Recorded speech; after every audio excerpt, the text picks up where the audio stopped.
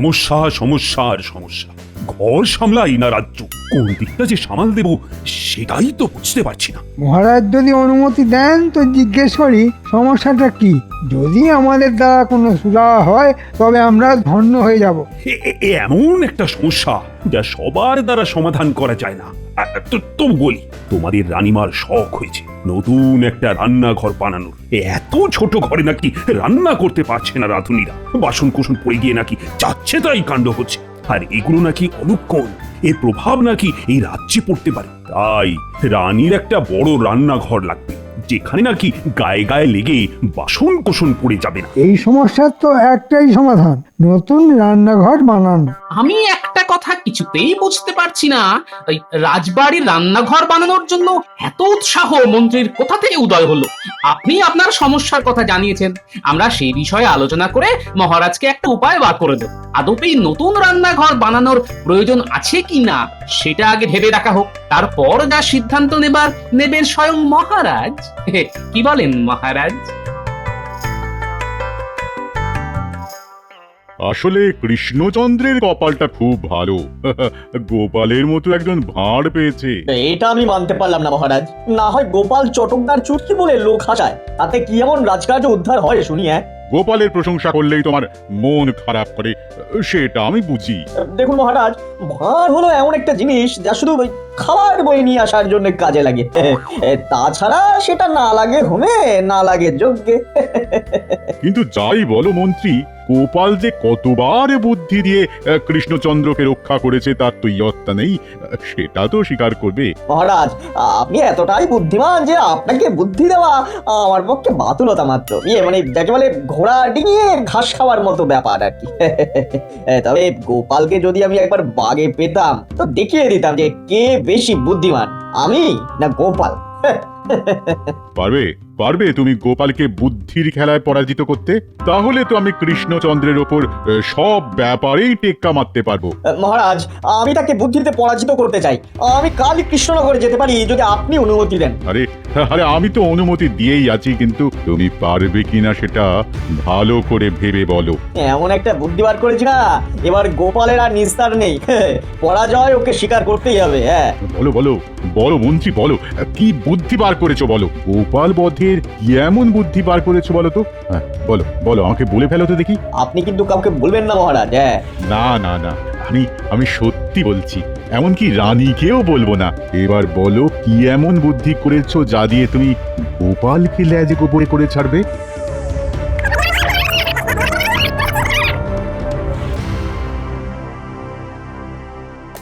তোমার দুঃসাহস থেকে আমি স্তম্ভিত হয়ে যাচ্ছি গোপাল।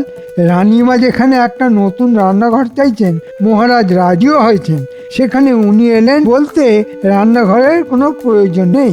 কি সাহস, হ্যাঁ, কি স্পর্ধা! মহারাজ, গোপালকে এই স্পর্ধার জন্য জরিমানা দেওয়া উচিত। মন্ত্রী, রাজ্যের অনাহার, দুর্ভিক্ষ, অনাবৃষ্টি কোনো কিছুতেই তোমাকে এত বিচলিত হতে দেখি, কিন্তু একটা সামান্য রান্নাঘর নিয়ে তুমি যা উদ্বেগ দেখাচ্ছ, তাতে আমি তো বিশেষভাবে অবাক হয়ে যাচ্ছি। মহারাজ, এই নতুন রান্নাঘর চাইছেন স্বয়ং আমাদের রানীমা। তার এই সামান্য চাহিদাকে আমাদের মেটানো উচিত নয়? আমি তো আপনাকে বললামই, নতুন রান্নাঘরের জন্য ভালো রাজমিস্ত্রি তো আমার হাতে আছে। মহারাজ, আপনি আদেশ করলেই আমি কাজ শুরু করে দেব। তুমি বললেই তো আর আমি আদেশ করব না, আগে গোপাল কি বলে সেটা শুন। হ্যাঁ গোপাল, তুমি বললে যে নতুন রান্নাঘরের কোনো প্রয়োজনই নেই, এই কথাটার একটু ব্যাখ্যা করে বলো তো। মহারাজ, ওই রান্নাঘরের লাগোয়া যে ঘরটা আছে সেটা তো কোনো কাজে লাগে না। নতুন রান্নাঘর না বানিয়ে মাঝের দেওয়ালটা ভেঙে দিলেই হবে, রান্নাঘরটা বড় হয়ে যাবে, ব্যাস। নতুন রান্নাঘরের আর কি প্রয়োজন আছে মহারাজ? রানীমা তো বড় রান্নাঘর চেয়েছেন, তাই তো এভাবে মাঝের দেওয়াল ভেঙে দিলেই ঘর বড় হয়ে যাবে, আর গায়ে গায়ে লেগে বাসন কোসন মাটিতে পড়ে যাবে না। একেই বলে গোপালের বুদ্ধি। শেখো শেখো মন্ত্রী, তোমার উচিত গোপালের কাছ থেকে কিছুটা বুদ্ধি ধার নেওয়া। আসলে তোমার একটাই উদ্দেশ্য, কি করে আমার খরচা বাড়ানো যায়, আমার অর্থনাশ করা ছাড়া তোমার আর কোনো উদ্দেশ্যই নেই। মহারাজ, কথাতেই বলে কারোর পৌষ মাস, কারোর সর্বনাশ। মন্ত্রী মশাইয়ের জন্ম মনে হয় ওই পৌষ মাসে মহারাজ। অপূর্ব অপূর্ব মন্ত্রী, এমন ধাঁধা বানিয়েছো যে গোপাল তো একেবারে কাত হয়ে যাবে। তোমার যে এত বুদ্ধি সেটা তো আগে জানতাম না। আপনি তো সবসময় গোপালের বুদ্ধি নিয়ে কথা বলেন, আমারও যে মাথায় কিছুটা ঘিলু আছে তা নিয়ে আপনার কোনো উৎসাহই নেই। এটা তুমি ঠিক বলেছো, তোমার বুদ্ধির দিকে আমার একটু নজর দেওয়া উচিত ছিল। যাকে তোমার বুদ্ধিতে আমি বড়ই প্রসন্ন বোধ করছি। আর একটা কথা, গোপাল যদি হেরে যায় তাহলে কৃষ্ণচন্দ্র যেন গোপালকে তার রাজসভা থেকে বার করে দেন। আর তুমি যদি হেরে যাও তবে আমি হেরে গেলে কি হবে? ওটা মহারাজ আপনার চিন্তার মধ্যেই রাখবেন না। হ্যাঁ, এই গোপালকে পরাজিত করেই আমি এখানে গর্বের সঙ্গে ফিরে আসবো, এটা দেখে নেবেন। হ্যাঁ,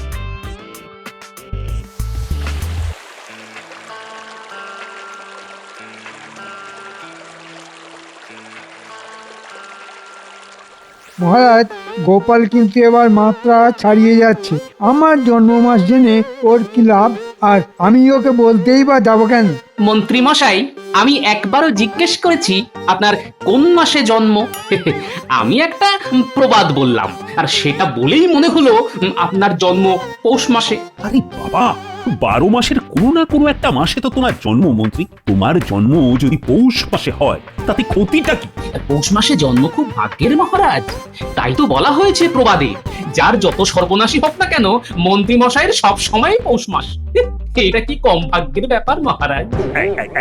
এই জন্ম মাস নিয়ে কথাবার্তা এবার বন্ধ হোক। গোপাল, নতুন রান্নাঘর না বানানোর কথা বলি তুমি যে আমার কত খরচা বাঁচিয়ে দিয়েছো, তার জন্য আমি তোমাকে একটা পুরস্কার দিতে চাই। এই নাও একটা হীরের আংটি। আচ্ছা মহারাজ, একটা আংটি কি জোড় না বিজোড়? এটাও তুমি জানো না? আরে এক মানে বিজোড়। তাহলে এখন থাক, পরে নেব। গিন্নি বলেছে বেজোড় জিনিস কিছু না আনতে, তাই এটা আপনার কাছেই থাকুক না। আরেকটি আংটি পেলে একসঙ্গেই না হয় নেব মহারাজ। আরে বাবা, আমার কি আংটি কম পড়েছে? না না না, আরেকটা আংটি নাও। তুমি আমার যে খরচা বাঁচিয়েছো তাতে তোমার দুটো আংটি পাওয়া উচিত। এখন মনে হচ্ছে আমারই জন্ম পৌষ মাসে, আর কার সর্বনাশ হলো সেটা নিশ্চয়ই আপনি বুঝতে পেরেছেন মহারাজ। তুমি পারো বটে। গোপাল, আজ তোমার পৌষ মাস, আমি দেখাচ্ছি। নতুন রান্নাঘর করলে আমার হাতে কত মোহর আসতো, সেটা বন্ধ করে আবার মহারাজের কাছ থেকে দুটো হীরের আংটি আদায় করে নিলে। দিন একদিন আমারও আসবে গোপাল, যখন তোমার সর্বনাশ আর আমার পৌষ মাস হবে। তোমাকে আমি দেখে নেব গোপাল, আজ না হোক পরশু।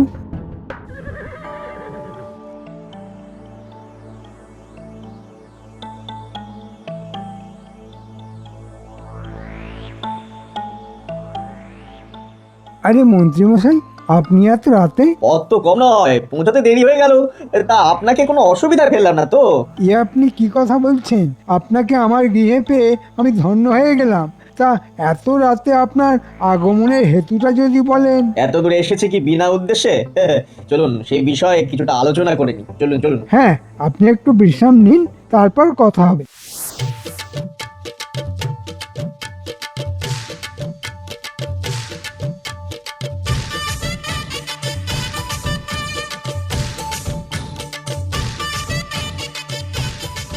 গিন্নি, গিন্নি এসে দেখে যাও কি এনেছি। নিশ্চয়ই সে 13টা কুল। এতবার করে বলে দিলাম বেজোড় সংখ্যায় কিছু না আনতে, আবার সেই একই ভুল করলে তো। তুমি যখন বলেছো তখন কি আর ভুল করতে পারি? যা এনেছি তা দুটো এনেছি, একটা তোমার একটা আমার। কাছে এসো দেখাই। আর আদিক্ষেতা করতে হবে না, দূর থেকেই দেখাও।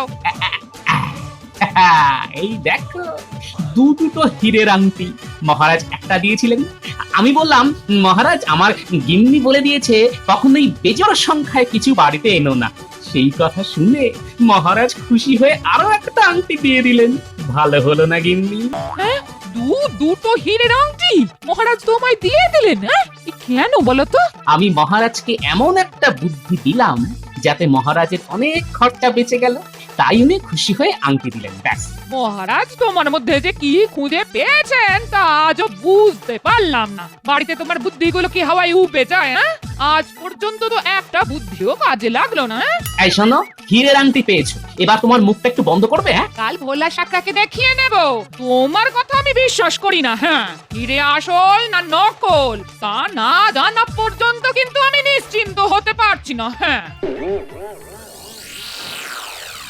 এবার বলুন আপনার আসার কারণটা কি? আগে হ্যাঁ এবার বলি, আসলে আপনারও আমার শত্রু একজনই। আপনি কি গোপালের কথা বলছেন? আগে হ্যাঁ, আমাদের উভয়ের জীবনই একেবারে অতিষ্ঠ করে তুলেছে এই গোপাল। আপনার কতটুকু মন্ত্রীমশাই, ওকে নিয়ে দুবেলা আমাকে ঘর করতে হয়, সে যে কি জ্বালা তা নিশ্চয়ই আপনি বুঝতে পারছেন।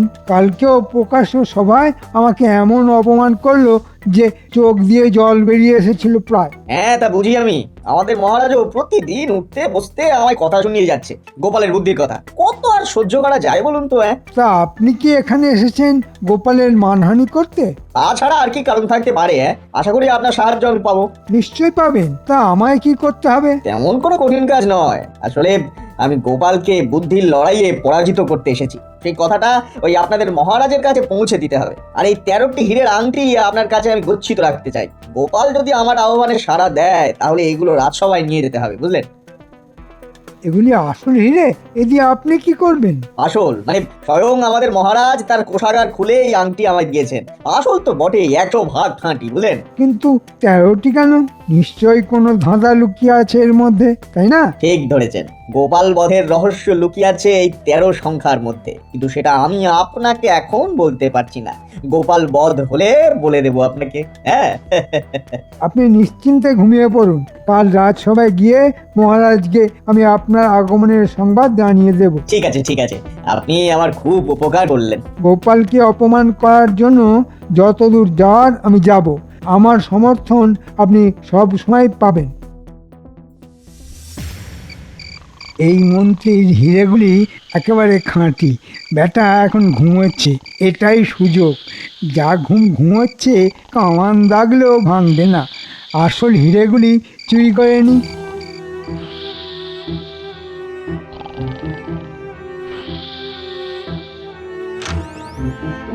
এই নিলাম। এবার হিরেগুলি পাল্টে দিতে হবে। আজ তো বটা ঘটা আসার কথা, একটু অপেক্ষা করি।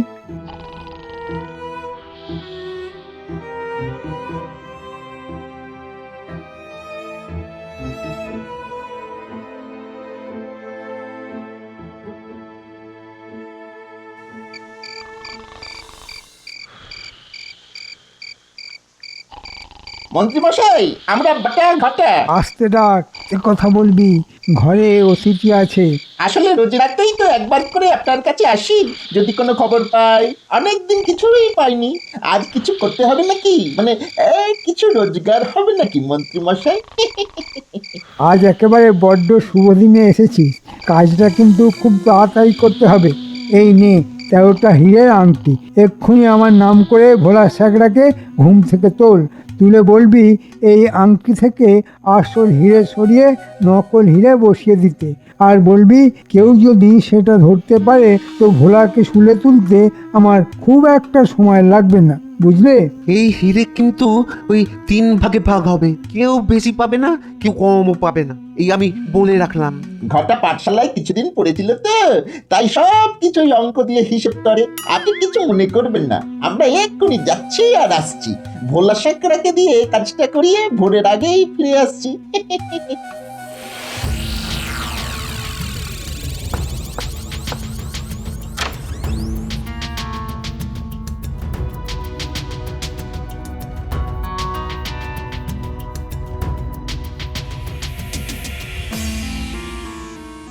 এই নিন আসল হিরে, আর এই নকল হীরের আংটি।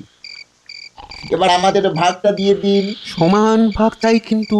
13টা হিরে 3 ভাগে ভাগ করলে এক একজনের ভাগে আসবে 4টে করে হীরের আংটি, বাকি থেকে গেল একটা। সেটাকে পাবে। কেন? মন্ত্রী মশাই তো নিজের মুখেই বলেছেন হীরের সমান ভাগ হবে। এবার একটা বাড়তি হিরে কি করে 3 ভাগ করবি? আরে মন্ত্রীমশাই নিজে থেকে একটা দিয়ে দেবেন, তাহলে এক একজনের হাতে থাকবে 5টা করে হিরে। কি মন্ত্রীমশাই, আপনি একটা দিয়ে দিলেই তো 15টা হয়ে যাবে, তাই না? সত্যি অঙ্কে তোর মাথাটা খুব ভালো ছিল রে। কেন যে চুরি চামারির কাজে হাত পাকালি কে জানে।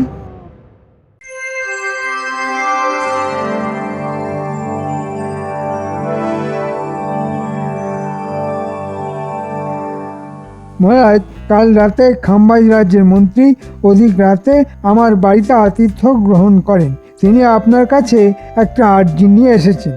আরে মন্ত্রী মশাই, আমার রাজ্যে আপনাকে স্বাগত। তা খাম্বাজ রাজ্যের সব কুশল তো? আরে হ্যাঁ মহারাজ, তিনি আসলে গোপালের সঙ্গে বুদ্ধির খেলা খেলতে আমাকে পাঠিয়েছেন আর কি। আপনি আজ্ঞা করলে আমি কি গোপালকে খেলায় আহ্বান করতে পারি? কি গোপাল, তোমাকে বুদ্ধির খেলায় আহ্বান করছে খাম্বাজ রাজ্যের মন্ত্রী মশাই স্বয়ং। তা ভেবে দেখো তুমি এই আহ্বানে সাড়া দেবে কিনা। মহারাজের শুভেচ্ছা নিয়ে এটুকুই বলতে পারি, বিনা যুদ্ধে নাহি দিব সুচাগ্র মেদিনী। তবে খাম্বাজ মন্ত্রীকে বাজি ধরতে হবে, বাজি ছাড়া খেলায় কোনো মজা নেই। হ্যাঁ হ্যাঁ গোপাল, বাজি আছে। যেমন আমার কাছে 13টা হীরের আংটি আছে, যা দিয়ে খেলা শুরু হবে। তুমি যদি খেলায় জিতে যাও তবে 13টা হীরের আংটি তোমার হবে, আর যদি আমি জিতে যাই তবে তুমি আর কোনোদিনও এই রাজসভায় আসতে পারবে না। কেমন? মহারাজ, খেলার প্রথম শর্তে আমি রাজি, আর দ্বিতীয় শর্ত আমার উপর নির্ভর করছে না। মহারাজ বললে আমি আর রাজসভায় আসবো না। দ্বিতীয় শর্তটা খুবই খারাপ, কিন্তু গোপালের উপর আমার ভরসা আছে, ওই জিতবে। সুতরাং আমার মত রইল। তাহলে খেলা শুরু হলো। গোপাল, আমার হাতে আছে এই 13টা হীরের আংটি। এর থেকে তোমাকে দিলাম 6টা আংটি, আর আমি নিলাম 7টা। দুজনেই সমান সংখ্যক আংটি একটা একটা করে মাটিতে ফেলবো। হাতে যা আছে তাই দিয়েই খেলতে হবে, কারো কাছ থেকে আংটি ধার নেওয়া যাবে না। কেমন? চেষ্টা করে দেখি। এই আমি 2টো ফেললাম এই ঝলমলে কাঁচের উপর, তুমিও ফেলো। ঠিক আছে, আমিও 2টো ফেললাম। এবার আমি 4টে একসঙ্গে ফেললাম। এবার আমিও 4টে একসঙ্গে ফেললাম। এবার আমি আমার শেষ আংটি ফেললাম। গোপাল, গোপাল, তুমি হেরে গেছো। তোমার হাতে কিন্তু আর কোনো আংটি নেই। এবার কি করবে? কি করবে এবার? মন্ত্রী মশাই, আপনি হয়তো দেখতে পারেননি, আমার হাতে আরো একটা হিরে আছে, আমি সেটা এই ফেললাম। এমন তো কথা ছিল না। আমি যে কটা দিয়েছি ততটাই তোমার ফেলার কথা ছিল, আঙ্গুলেরটা নয়। কেন নয়? একটা বাচ্চা ছেলেও বুঝে যাবে যে আপনি নিজের হাতে 7টা আংটি রেখে আমাকে দিলেন 6টা আংটি। আমি কিছুতেই আপনার সমান আংটি ফেলতে পারবো না। আমার আঙ্গুলে মহারাজের আংটিটা না থাকলে আমি এই খেলায় রাজি হতাম না। আমি কি শিশু যে আমার সঙ্গে বাচ্চাদের খেলা খেলতে এসেছেন? হ্যাঁ মহারাজ, শর্ত অনুযায়ী এই 13টি আংটি আমি নিলাম। এবার 10 আঙ্গুলে 13টা হীরের আংটি পরে ঘুরে বেড়াবো। আপনি কি আমার রাজ্যকে বাচ্চাদের ঝুলন খেলার দেশ বলে ভেবেছেন? পরের বার যদি আসেন তো ভালো খেলা নিয়ে আসবেন। এবার বিদায় নিন সত্তর। মহারাজ, আপনি মন্ত্রী মশাইকে একটু অপেক্ষা করতে বলুন। হ্যাঁ, কথায় বলে নেপোই মারে দই, এখানেও তাই হয়েছে। এই আংটিগুলির প্রত্যেকটি নকল হিরে মহারাজ। খাম্বাজ রাজ্যের মন্ত্রী মশাই, আপনি কি এই হিরে কারো কাছে গচ্ছিত রেখেছিলেন? হ্যাঁ, মানে আপনাদের মন্ত্রী মশাইয়ের কাছে। আপনি এক্ষুনি আমাদের মন্ত্রী মশাইয়ের বাড়িতে তল্লাশি চালান, সব আসল হিরে ওনার বাড়িতেই পেয়ে যাবেন। গোপাল মিথ্যে কথা বলছে। হিংসে ওর মাথা খারাপ হয়ে গেছে, ও পাগল হয়ে গেছে। আপনি ওর কথা বিশ্বাস করবেন না। আমি সত্যি বলছি না মিথ্যে বলছি তা এক্ষুনি প্রমাণ হয়ে যাবে। মহারাজ লক্ষ্য করুন, আমরা হিরে ফেলছিলাম সূক্ষ্ম কাচের ওপর। আমি যখন হিরে একটু ঘষে ঘষে নিচ্ছিলাম, দেখলাম একটা হিরেও কোনো কাছে দাগ কাটতে পারেনি। তখন থেকেই জানতাম এগুলি নকল হিরে, আসল হিরে নয়। আপনি রাজ সাকরাকে রাখুন, সবার সামনেই প্রমাণ হয়ে যাবে এগুলি কাঁচ কাটা হিরে কিন্তু।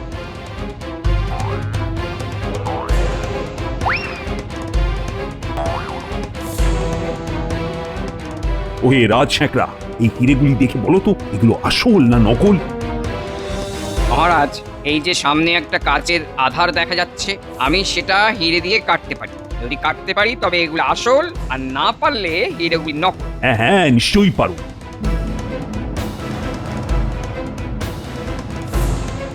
না মহারাজ, এগুলি সব কটা ঝুটা হিরে, একটাও আসল নয়।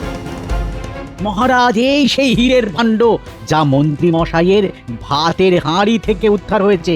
মহারাজ, আপনি আমায় অভিযুক্ত করতে পারেন না, কারণ এগুলি পররাজ্যের হিরে। আমি এই হিরে আপনাকে দান করতাম মহারাজ। খাম্বাজ রাজ্যের মন্ত্রী মশাই, এই হিরে চোরটাকে আমি আপনার রাজাকে দান করলাম। ওকে আচ্ছা করে বেঁধে আপনার সঙ্গে পাঠিয়ে দিচ্ছি। নিলে নেবেন, না হয় জঙ্গলেই ফেলে রেখে যাবেন। মহারাজ, আপনার ব্রহ্মসাপ লাগবে? লাগলে আমার নয়, বাঘের লাগতে পারে।